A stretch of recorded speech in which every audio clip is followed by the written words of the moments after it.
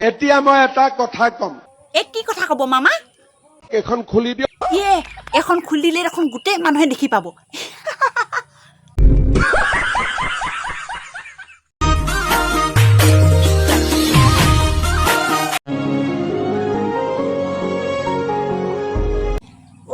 মামা কি হলো বাবা?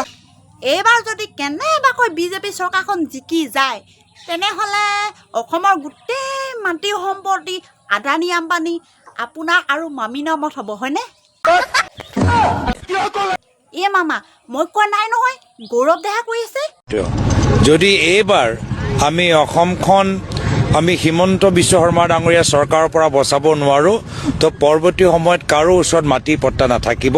প্ৰত্যেক মাটি যাবগৈ আদানী আম্বানী আৰু মামা মামী নামত। পিছে মামা আপোনাৰ বোলে ঢেৰ মাটি সম্পত্তি আছে হয়নে? অখিল দাই কৈ আছে আপোনাৰ বোলে মাটি সম্পত্তি ঢেৰ আছে হেনো, সেইকাৰণে অখিল দাই বোলে আপোনাৰ পৰা মাটি খুজিব আৰু নিদিলেও বোলে যেনে তেনে হ'লেও বোলে আপোনাৰ পৰা অখিল দাই মাটি ল'বই। মোৰ সম্পত্তিয়ে নাই। নেজানো নহয়, মই কোৱা নাই, অখিল দাহে কৈছে। চাই লওক ভিডিঅ'টো। মাটিটো যেনে তেনে ল'মে, মাটিটো যেনে তেনে ল'মে।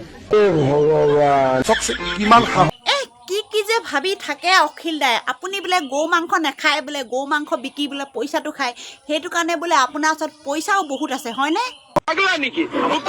নেজানো নহয়, মই কোৱা নাই, অখিল দাহে কৈ আছে। চাই লওক ভিডিঅ'টো। হিমন্ত বিশ্ব শৰ্মাই গৰু মাংস নাখায়, কিন্তু গৰু মাংসৰ পইচাটো খায়।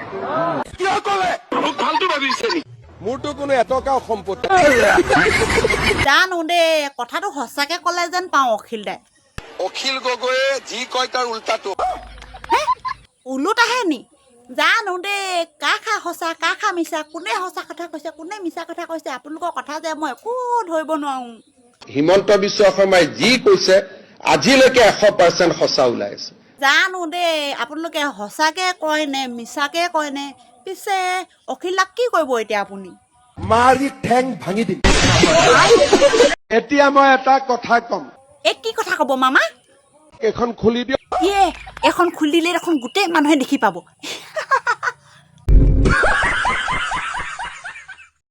মামা আপুনি বোলে গোটেই পুলিচ অফিচাৰ বিলাকক হেনো ভয় খুৱাইছে। মই কোৱা নাই নহয় মামা, ৰকিবুল হুছেইনে কৈ আছে। এক্সিট পোল মানে আজিৰ পৰা কিছুদিনৰ আগত আমি কংগ্ৰেছৰ সকলো কেণ্ডিডেটক লৈ অল ইণ্ডিয়া কংগ্ৰেছ কমিটি আৰু আমাৰ প্ৰদেশ কংগ্ৰেছৰ নেতৃবৃন্দ বহিছিলে। সেইদিনা আমি ঠিক কৰিছিলোঁ যে হিমন্ত বিশ্ব শৰ্মাই 29 তাৰিখে বেংগলৰ নিৰ্বাচন শেষ হোৱাৰ পিছতে তেওঁৰ যিবিলাক ভিজা চেনেল আছে সেইবিলাক দি এনেকুৱা এটা পৰিৱেশৰ সৃষ্টি কৰিব যে তেওঁ অফিচাৰবিলাকৰ ওপৰত ইনফ্লুৱেঞ্চ কৰিব। সেইটোৱে আজি আপোনাৰ বহুত হ'ব। এতিয়া মই দেখা নাই, মই নগাঁৱৰ পৰা গুৱাহাটী গৈ আছোঁ। আজি সেইটোৱে খবৰ, সেইটো 4 তাৰিখ দুপৰীয়ালৈকে হৈ থাকিব। যেতিয়া নিৰ্বাচনৰ আপোনাৰ বাকচ খুলিব, যেতিয়া আপোনাৰ ফাৰ্ষ্ট ৰাউণ্ড ছেকেণ্ড ৰাউণ্ড হ'ব, আপুনি চাব সেইদিনাও কৈ দিব যে অমুক কেণ্ডিডেট জিকিলে বিজেপি চৰকাৰ হ'ব। তাৰ পিছতহে আপোনালোকে দেখিব আচলটো হ'ব। এইটো আচলতে কৰিছে অফিচাৰসকলক ভয় খুৱাবৰ কাৰণে, অফিচাৰসকলক ইনফ্লুৱেঞ্চ কৰিবৰ কাৰণে। কাৰণ তেওঁ গম পাইছে ইণ্টেলিজেঞ্চৰ যোগেদি যে এইবাৰ হিমন্ত বিশ্ব শৰ্মাৰ বিৰুদ্ধে মানুহৰ নীৰৱ এক ব্ৰিটিছনা আহিছিলে, নীৰৱ ব্ৰিটিছনা। মানুহে মই নিজেই প্ৰত্যক্ষ কৰিছোঁ ইমান দিনৰ অভিজ্ঞতাৰ পৰা, কোনোদিন কংগ্ৰেছক ভোট নিদিয়া লোকসকলেও আপোনাৰ ভোট চেণ্টাৰত গৈ তেওঁলোকে জয় জুবিন দা বুলি ওলাই আহিছে। এই কথা বতৰাবিলাক কি সূচাইছে আপোনালোকে গম পাইছে। গতিকে আজি আপোনালোকে চাওক, নিৰ্বাচনৰ এই কাউণ্টিং হওঁ অৱস্থা, সেই সময়তে তেওঁলোকে ক'ৰবাত গাদ্দাৰ, ক'ৰবাত চিপৰাং, এই কথাবিলাক কেতিয়া কয়? আমিও কৈছিলোঁ এই কথাবিলাক, মনত পৰে 2016ত আমি কৈছিলোঁ, যেতিয়া আমি শাসনত আছিলোঁ আৰু যেতিয়া আমি গম পোৱা নাছিলোঁ যে ৰাইজে আমাক ভোট দিয়া নাই, তেতিয়া 2016ত এনেধৰণৰ কথাবিলাক কংগ্ৰেছে কৈছিল আৰু কংগ্ৰেছৰ চৰকাৰ নাহিল। এইবাৰ হিমন্ত বিশ্ব শৰ্মাৰ বিৰুদ্ধে প্ৰবল মানুহৰ জনমত আছে আৰু সেইকাৰণে আপোনালোকে চাব কংগ্ৰেছৰ নেতৃত্বত কংগ্ৰেছৰ মিত্ৰজোঁটৰ চৰকাৰ হ'ব। এই কথাটো 100% আপোনাৰ সত্য কথা, সকলোৱে জানে, আমাতকৈ বেছি বিজেপিয়ে জানে। যোনে চিপৰাং কৈ আছে, যোনে গাদ্দাৰ কৈ আছে, তেওঁলোকে ভালকৈ জানে। আৰু সেইকাৰণেই তেওঁলোকে কোনো কংগ্ৰেছী আমাৰ যিসকল জিকাটো খাটাং, সেইসকলৰ লগতো হিমন্ত বিশ্ব শৰ্মাৰ 2 নম্বৰী মানুহে গৈ পেলাই তেওঁলোকৰ লগত যোগাযোগ কৰা আৰম্ভ কৰিছে, ভয়ত পেপোৱা হৈ।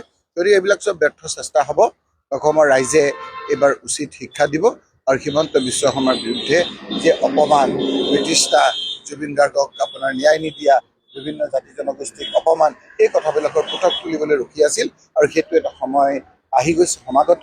আৰু সেইকাৰণেই তেওঁ এইকেইটা দিন তেওঁ চলে বলে কহলে এটা পৰিৱেশৰ সৃষ্টি কৰি অফিচাৰক ইনফ্লুৱেঞ্চ কৰিব পাৰে নেকি, ইলেকশ্যন কমিশ্যনাৰ মানুহক ক'ৰবাত ইনফ্লুৱেঞ্চ কৰিব পাৰে নেকি, তাৰ অপচেষ্টাত আছে।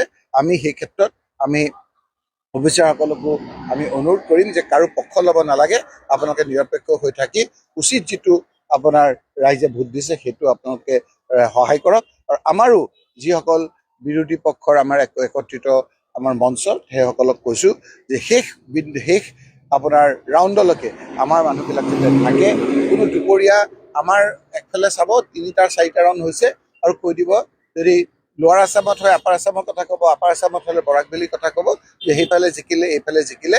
সেইকাৰণে আপোনালোকে আজি আহিছে, উঠে নে নুঠে মই নাজানো, এইটো জানো উঠে নে নুঠে মই নাজানো, কিন্তু এইটো কথা ঠিক যে হিমন্ত বিশ্ব শৰ্মাৰ যে চৰকাৰখন যাব 4 তাৰিখে, সেই কথাটো আজি স্পষ্ট হৈছে। সকলো যিসকল মুখে ক'বলৈ সাহস কৰা নাছিল সেই মুখবিলাকো আজি ওলাই আহিছে আৰু স্পষ্ট হৈছে যে ৰাইজ জিকিব, হিমন্ত বিশ্ব শৰ্মা হাৰিব। এই কথাখিনি হিমন্ত বিশ্ব শৰ্মাহে ক'ব পাৰিব, আমি নকওঁ। আমি এনেকুৱা কথা আমি নকওঁ যিবিলাক কথা বতৰা ৰাইজে বেয়া পায়।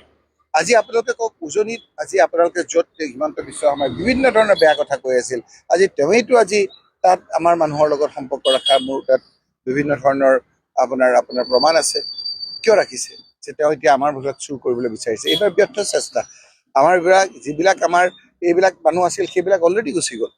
আমি তেতিয়াই কৈছিলোঁ, মই বাৰে কৈ আছিলোঁ কংগ্ৰেছৰ ভিতৰত কংগ্ৰেছৰ বাহিৰত, যে হিমন্ত বিশ্ব শৰ্মাৰ লগত কোনে প্লেনত একেলগে 2 ঘণ্টা থিয় হৈ কথা পাতিছিল, সেই কথা বতৰাবিলাক আমি AICCক জনাইছিলোঁ। আজি সেইবিলাক নাইকিয়া হৈছে, কংগ্ৰেছ আজি পৰিষ্কাৰ। গতিকে আমি ঐক্যবদ্ধভাৱে সন্মিলিতভাৱে আমি বিৰোধী পক্ষৰ লগত আমি যুঁজিছোঁ, তাৰ ফল আমাক ৰাইজে দিছে। এইবাৰ কোনো কংগ্ৰেছ নিজিকে, এইবাৰ কোনো আপোনাৰ কংগ্ৰেছৰ মিত্ৰজোঁট নিজিকে, এইবাৰ ৰাইজ জিকিব। ৰাইজৰ লগত হিমন্ত বিশ্ব শৰ্মাৰ প্ৰতিদ্বন্দ্বী হিমন্ত বিশ্ব শৰ্মা পৰাজিত হ'ব। অসমৰ ৰাইজ এই মামা কেনেবাকৈ যদি বিজেপি চৰকাৰ জিকি যায় তেনেহ'লে সেই বাংলাদেশীবিলাকৰ কি হ'ব? বাংলাদেশী উচ্ছেদ হ'বই। হিমন্ত বিশ্ব শৰ্মাক ইয়াত একদম ইয়াৰ পৰা লাঠ মাৰি BTCৰ পৰা খেদি দিয়ক। অকল হিন্দু মুছলমান গৰু খাবলৈ পাবি, গৰু খাবলৈ নাপাবি। আৰু আমাৰ হিমন্ত বিশ্ব শৰ্মা যে গৈছে, হিমন্ত বিশ্ব শৰ্মাৰ কথা বাৰ্তা শুনিছেনে নাই? মোৰ হাঁহি উঠে। হেৰৌ ভাই, এখন ৰাজ্যৰ মুখ্যমন্ত্ৰী হৈ গৈছা, তুমিতো ভাই এটা ভাল কথা কোৱা, অকল খালি 2 নম্বৰী কথাবিলাক, হিন্দু মুছলমান আমুক খালোঁ তামুক খালোঁ,